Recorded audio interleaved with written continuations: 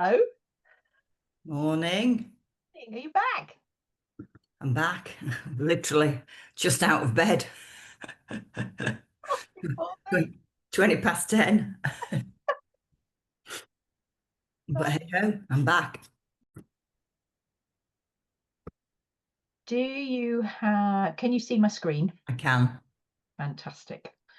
Okay, right. Good morning and welcome to this presentation. Is your IT security up to date? And my name is Susan.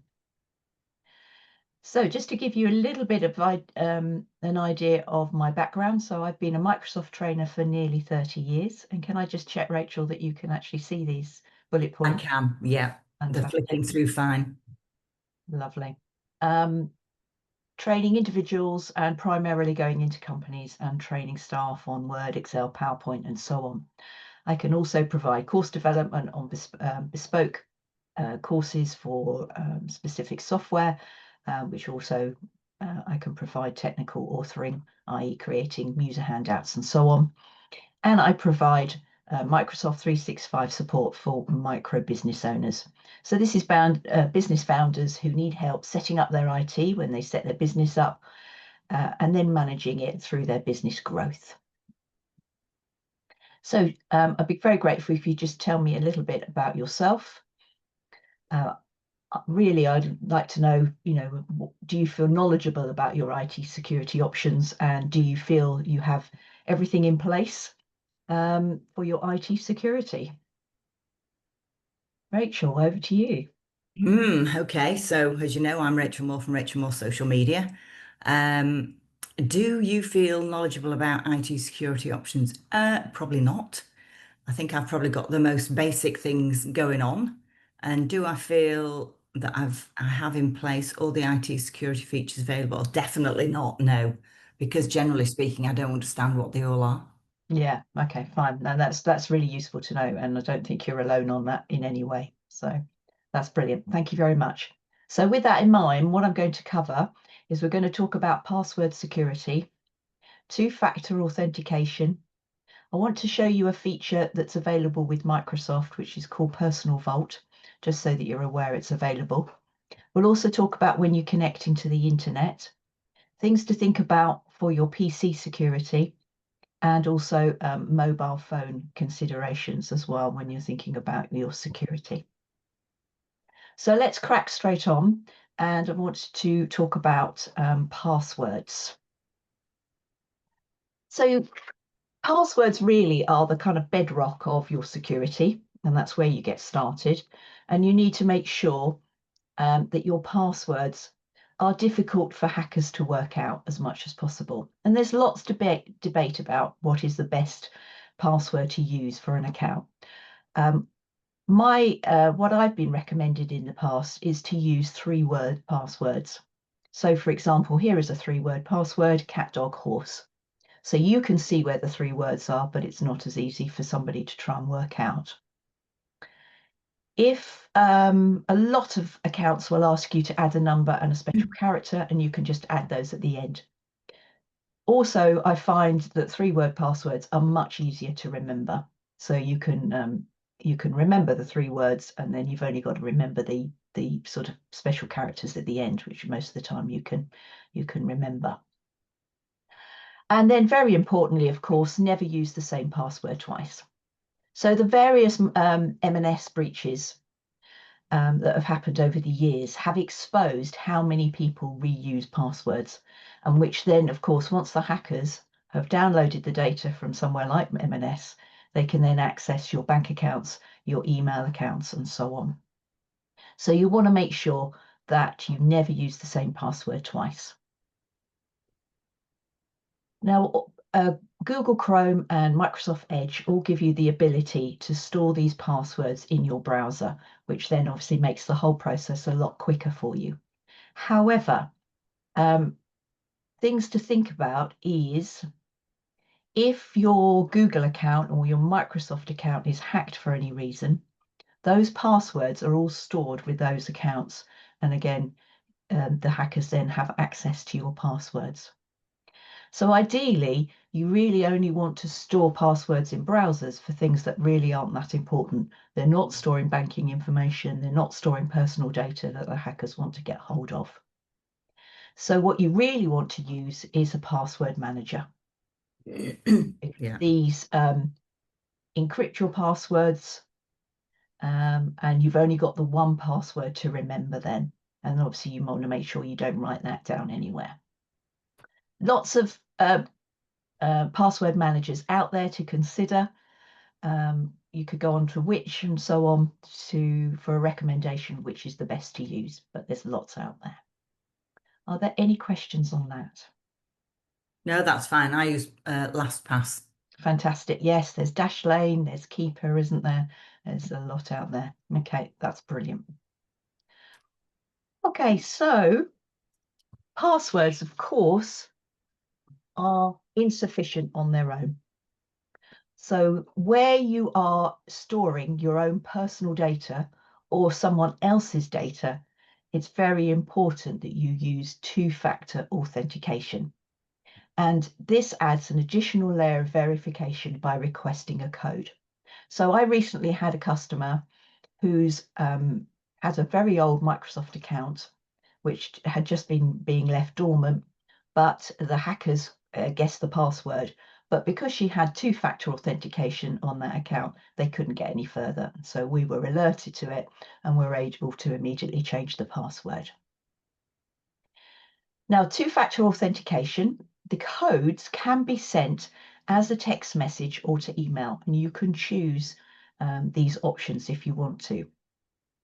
However, what often happens is if you're accessing an account on your mobile, those codes then get sent to the same device. So your security is completely gone. Because if someone has stolen your phone, for example, then obviously that code is going to that mobile. Same as well, if you get the code sent to an email account, if that email account is hacked, so do the codes. They have access then to the codes that are being sent to that email account. So what you really should use is an authenticator app, which will create codes for you, which you can use and enter into the relevant account. So there's Microsoft Authenticator and Google Authenticator and so on. And when you decide to set this up on the relevant account, the account will give you a QR code, which you scan from Microsoft Authenticator or Google Authenticator to set that up. And then every time you try to access that account, it will ask for the code from the authenticator. And that is the most secure method of using a two-factor authentication, which I would highly recommend. So just, So does that not, sorry to interrupt, does no, that that's not, fine. is that not the same scenario then? If they've stolen your phone, they would just find it on the app? No, because the authenticator has its own security. So you have something like a PIN or a fingerprint to actually access it. Ah, right, okay, because I don't use an authenticator app mainly because it's a pain in the backside. Yes, unfortunately, security is, isn't it? It's like having an alarm on your home and double locking your front door. It's a pain, Mm. isn't it? And it's the same with IT security. I It's a mean, I pain. do have two-factor on pretty much everything. I Mm, just don't use the app. yeah. I mean, Never obviously will. that's your choice, but that's what we would, we would recommend as Yeah. It's that. nice to know the difference, really. Yes. Whereas when the code, with an authenticator app, obviously you've got to put in the PIN or your fingerprint or whatever you're going to use. When the codes are sent to the text message, there's no protection there at all. Okie dokie. Just for those that are unsure of how the authenticator app works, so when you enter the login information into the relevant account you're accessing, if you've got two-factor authentication set up, then the account will ask for that particular code. And you then open up your authenticator app, obtain the code, enter the code, and then of course that then allows you into the account. Okay. Any more questions on that? No. Brilliant. Okay. Right, something else I want to talk about in this session is ransomware attacks. So ransomware is software, excuse me, that prevents you from accessing your data by encrypting it. So you could accidentally install ransomware onto your device from a link that you might get sent and that you've accidentally clicked on. And once your data is encrypted, criminals then use that to demand money to release the data that has been encrypted. So this is going to affect files stored on your PC, files connected, files stored on connected cloud storage, so that if you've got OneDrive constantly running, if you've got Dropbox constantly running, for example, they will also be affected. And if you've got any USB or hard drives plugged in, they will also be affected. So what you want to do is make sure that any USB or hard drives you've got connected is that you keep those unplugged when you're not using them. Mhm. Ideally, you'd want to make sure that OneDrive and Dropbox, for example, aren't constantly running. But of course, that completely goes against the usefulness of them. Okay, so you don't really want to do that. So what you want to do then, of course, to protect yourself from a ransomware attack is make sure that you've always got a backup of everything. So always back up to a separate USB hard drive, everything on your cloud storage, and keep this disconnected from your PC. And then for absolute security, I would keep that away from the office as well, because you could have a fire or a burglary, but of course that's getting a bit dark, isn't it? But Belt and braces. it's belt and braces, exactly, absolutely. And the most important thing to be aware to think about with a ransomware attack is if you have a backup, you cannot be ransomed. What you would need to do is reset your PC, and then you would load all your files from your backup. Right. That's interesting, is that? Because I do back up, but I probably don't back up as often as I should. Yeah, yeah, you're probably right. Well, once a 6 months or something like that, or Yeah, well, but yeah, once every 6 months probably. yeah, Or yeah, it's easier now because most of my stuff's on OneDrive. yeah, So actually I can get it all quite easily. But before I was using that, it was a bit like everything was a bit all over the place, and I got a new PC when I went to Windows 11. mm, So that sort of gave me the opportunity to have a clear out. brilliant. Yeah, So yeah, so it is actually a bit easier than it used to be. And I don't leave it connected. I just literally plug it in when I need it or plug it in when I'm doing a presentation, because I always take the presentation on a separate hard drive or fantastic. Yeah, training. Yeah, so that if I can't get my PC to work, I can use somebody else's. yeah, yeah, brilliant. Okay, fantastic. Yeah, if you've got that backup, then you're covered really. Yeah, no, that's good to know. Mm. Might encourage me to do it a bit more often. Yes, because you're right. From OneDrive, all you've got to do is just select everything and just copy it all over and just leave it Yeah, overnight, or leave it while you're having lunch or something. So yeah. very straightforward. Yeah, brilliant. Okay, so moving on from ransomware attack is a feature that I would like to explain to you. This is Microsoft's Personal Vault, and this is available with a personal Microsoft account and is available within OneDrive. This provides a folder to store files, but with extra security to open it. And this is good for saving information that the hackers want. So such as CVs, copies of passports when you're away, copies of travel insurance documents when you're on holiday, any financial information that you store on your OneDrive, and I could go on. All of these are great to store in the personal vault. And the personal vault will automatically lock And by default, it's 20 minutes, although you can change that. And then, of course, that is not subject to a ransomware attack if that was to happen, unless it's just you're just unlucky it's open at that moment. Okay. So just to show you my personal vault.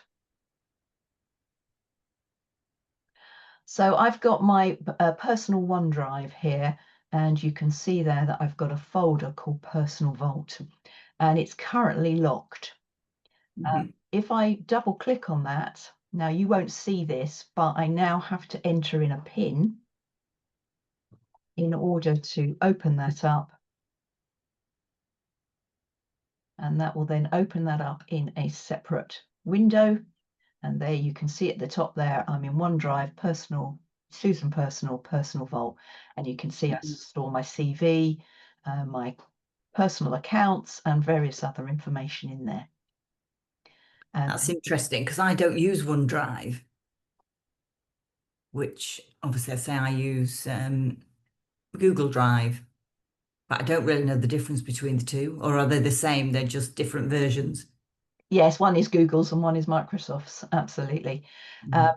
The Google Drive you access via browser, is that right? And then obviously OneDrive you can access from your PC. So, and it's Mm.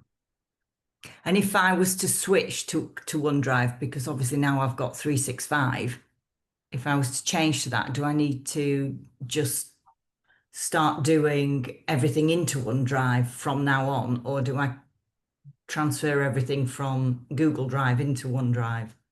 totally up to you. I mean, you could make use of both if you wanted to. It's quite useful for pictures if you've got a lot of photos, to have photos in Google Drive and files in OneDrive, for example. It's totally up to you, your usage really. Mm. Obviously I'm Microsoft based, so everything is in OneDrive. Yeah, So, yeah. but obviously that's totally up to you. Okie dokie. But I would have access to that personal vault anyway, wouldn't I? Because I've got the personal account, I think. Yes, I think you set that up for me, didn't you? yeah, I can't really remember, but I think it was a personal account. Yes. Mm. Yeah.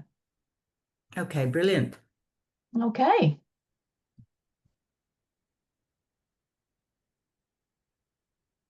Right. Okay. Another thing to talk about is thinking about when you're connecting to the internet.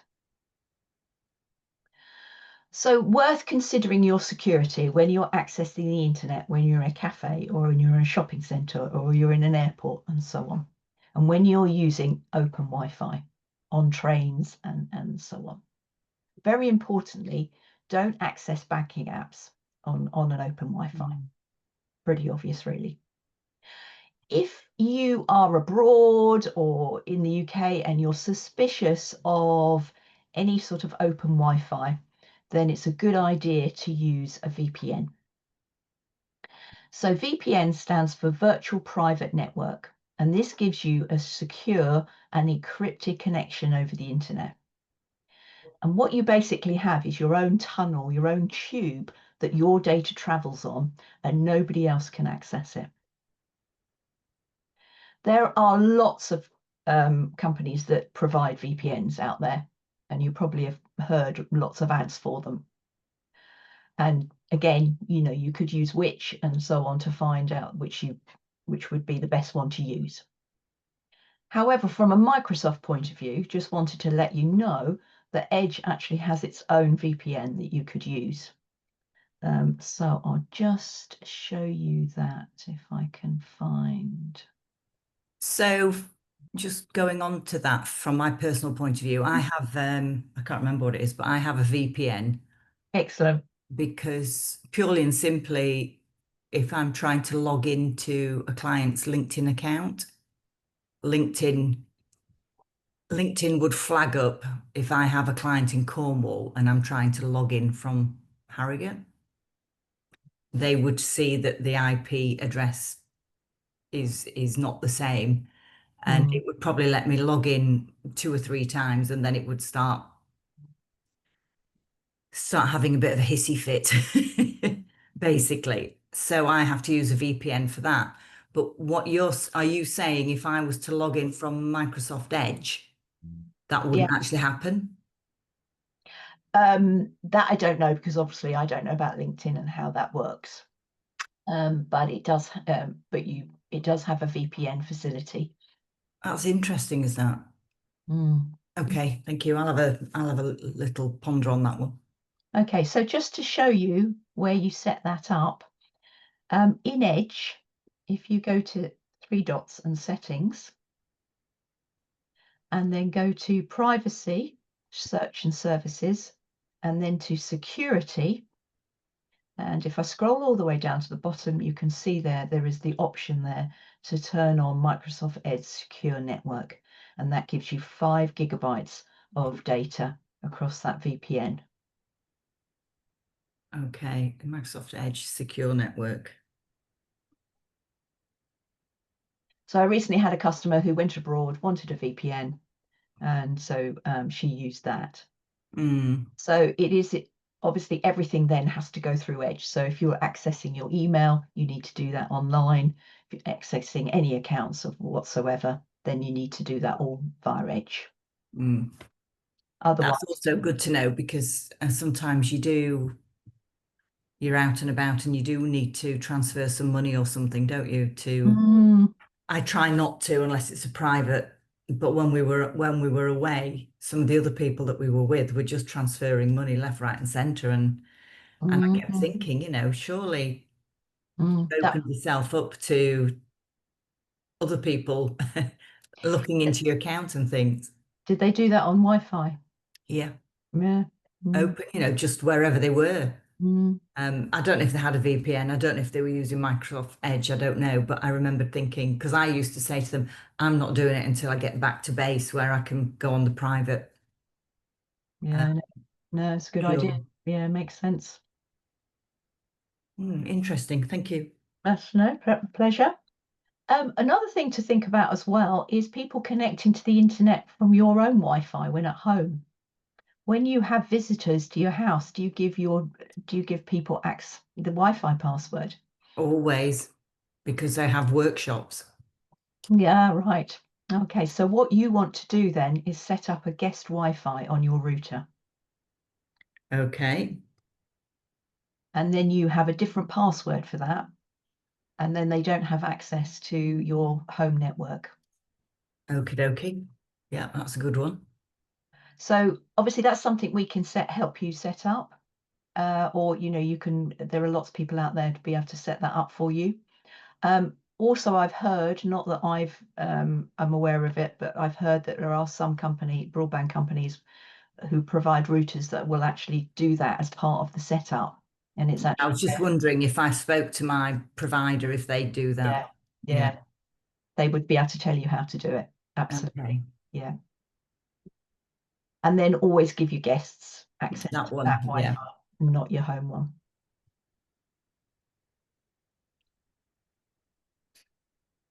Right. Any questions on that at all? No. Okay, lovely. Now, of course, also when we're out and about, we plug into USB ports in public locations. And do you know if that USB port is secure? Has it been hacked? Would you know? No. So, what you really ideally want to do is use a plug-in charger because data cannot go across the charger. Right. Okay. So most, when you plug in on a train or somewhere like that, they also have a plug as well as a USB port, and you're better to use the plug-in charger. Or if you prefer to use the USB port, you might want to buy yourself a USB blocker, and that will stop the data going across that USB connection.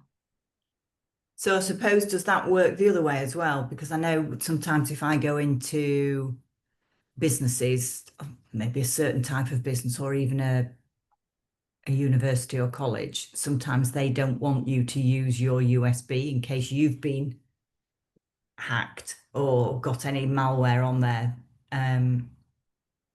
That wouldn't work that way, would it?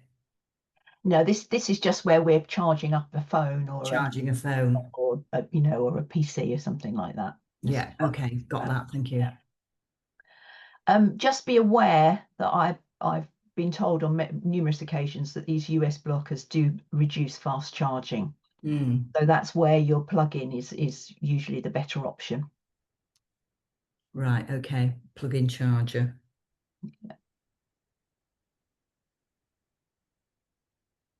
Lovely. Good. Just a few things to mention about PC security. We've obviously talked about ransomware and making sure we've always got a backup of everything. But a couple of other things to mention is just change to that page, make sure I've got everything, is to always update your PC when requested. These updates contain security updates. So they're not always new feature updates. Most of the time, they provide you with the latest protection for your PC. And Mm, I always find it really scary when people tell me, oh no, I haven't updated for 6 months. mm, And I try and persuade them they've got to do it because it's absolutely vital that their PC is protected. Um, Always ensure that the login password or the PIN you use to access your PC is secure. Don't write that down. So a nice memorable PIN is much better. Then it goes without saying is to use virus protection software. And the diagram there is just of the Windows virus protection that comes automatically with a Windows PC if you wanted to use that. Obviously, you could use other providers if you prefer, but we do find that they do slow down Windows PCs. mhm. So you can use Windows security instead. Yeah.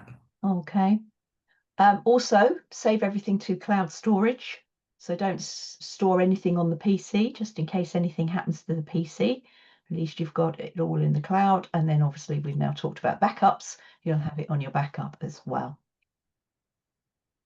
Always make sure that any software that you install on your PC, you install from the Microsoft Store or the Apple Store. If you are going to use links from websites, do obviously make sure you're absolutely sure you're on the right website and that you know that link is safe. Yeah. Okay. Any questions on any of that? No, that's fine. Good. Just to talk about mobile security, just make sure that you use biometrics such as a fingerprint to secure apps such as banking apps, Mhm. Microsoft Authenticator, Google Authenticator, and so on. Yeah. If your phone was stolen, is everything backed up to the cloud, including your contacts? Do you store them locally or do they get stored up to your Google account, for example? Yeah. Can you quickly contact your bank if you needed to? If you felt that maybe your banking app was compromised, can you let them know? Yeah. And again, only install apps from the Google or Apple stores. Yeah. Okay, good. Any questions about that? No. Brilliant.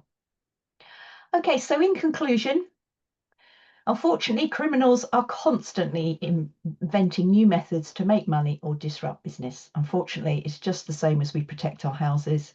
It's the same with our IT as well. Don't want to make it sound scary because you've obviously your IT is there to help your business and help you to speed things up, but you do need to be constantly vigilant. And you also need to keep up to date on the latest security features. Mm. And also, just a reminder again, you cannot be ransomed if you have a backup. I didn't really realize that. I mean, I suppose it makes sense, doesn't it? But you Mm. don't realize that it's actually that simple. Yes, absolutely. Yes, quite. Yeah, fantastic. Any questions? No, that was really interesting. I've made a few notes of things that I need to do or check. And obviously I will be backing up more regularly. Fantastic. I'm very pleased to hear that. Well, to be fair, it's probably the easiest and best tip you could probably give anybody. because we all know we should back up, but actually that's the incentive to back up, isn't it? It is. Yeah, you're right. Absolutely. Because you do not want to give those criminals any money. No. And there's no guarantee that they won't then come back and say, right, we want another lot.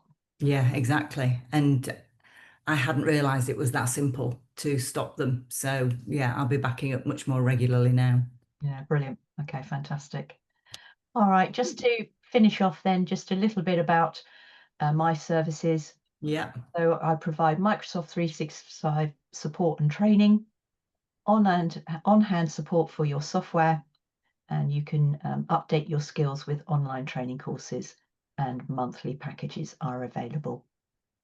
In the meantime, Fantastic. if you're thinking about all of this, you might like to sign up to my newsletter for top tips on Microsoft 365 features, up-to-date news on what's new in Microsoft 365 and Windows 11, and also course of the month suggestions, and plus information about what we're up to at First Call. And this is all available via my website/subscribe. No, that's brilliant. And of course, I have used you personally, so I can recommend you. Thank you very much. Yes. Sorting out your Microsoft account was great, was really good, wasn't it? It was Oh, really, well, yeah, it needed doing. yeah, brilliant. No, that's great. Thank you very much for that. Well, thank you very much for attending, and obviously do give me a shout if you've got any further questions on anything that I've just covered. No, fabulous. Let me stop the share. I'll just stop the recording.